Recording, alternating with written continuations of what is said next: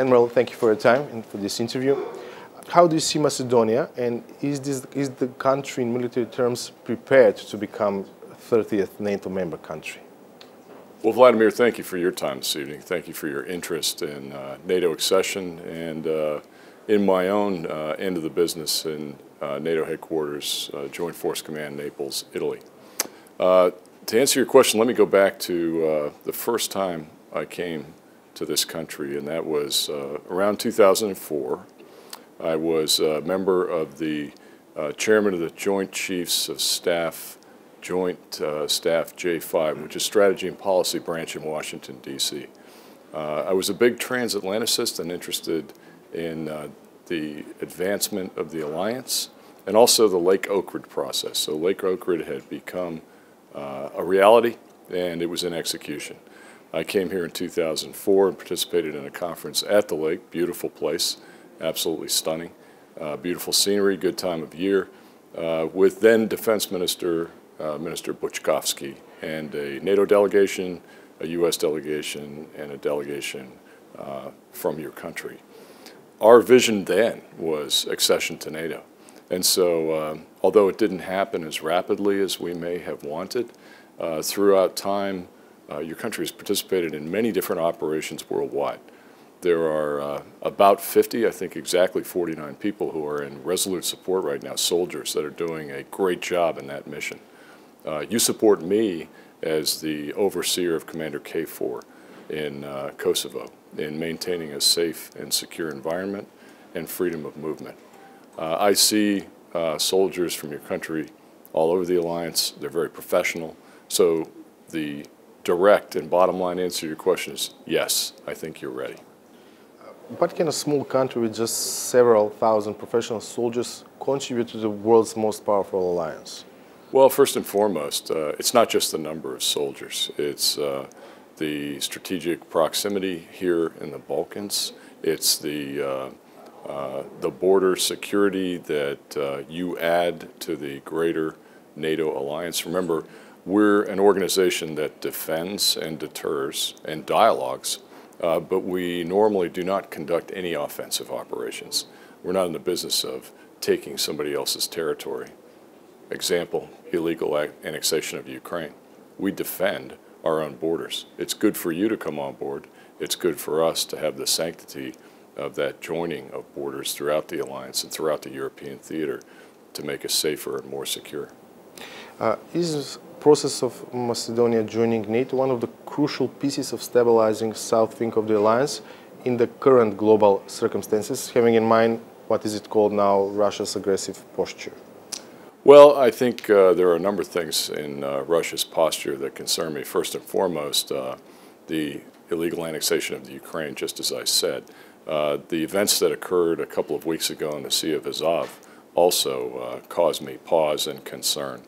I think that Ukraine and Russia need to work it out in the Sea of Azov along the lines of the agreement that they signed back in 2003 for peaceful transition and commerce in that area. That, of course, before Russia annexed the greater Ukraine and built the Kerch Bridge.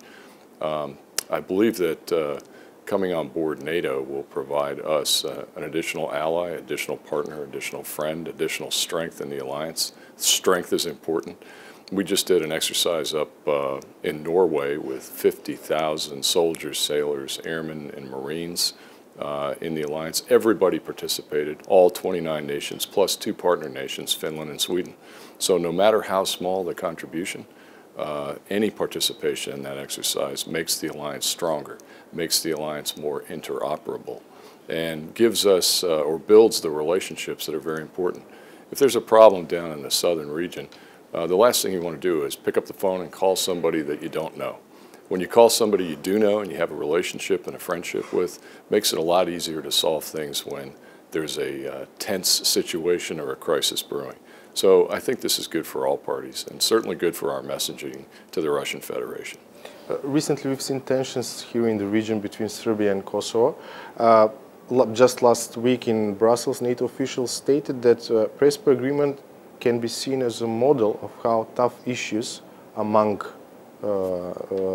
neighbors can be solved, can be tackled through dialogue. I would agree 100%. I think that the process of diplomatic negotiation, discussion, and compromise in the Pressburg Agreement is a model for future countries that have tension, difficulties, disputes across contiguous borders. It's not just Kosovo and Serbia. There are other areas in the world like that where the Pressburg discussions and dialogue would be a good model.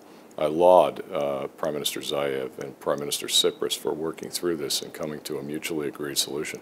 I saw the Prime Minister this afternoon and I told him that, as I did your defense minister. Russia warned that becoming NATO member puts Macedonia on the list of credible targets. How the alliance plans to defend its members in this part of Europe in case of this black scenario? Yeah, you know, Russia has a tendency to escalate to de-escalate. So whereby a country decides that it wants to form an alliance with somebody that might not be a friend of Russia, oftentimes we see that kind of rhetoric. And that's disappointing to me and frankly undiplomatic. So what can you do about it? And what would happen if there were some threat to your country? Well, joining NATO gives you access and makes you a part of the 1949 NATO Charter of Washington, D.C. Article 5 of that charter says that a threat to one, an attack on one, is an attack on all.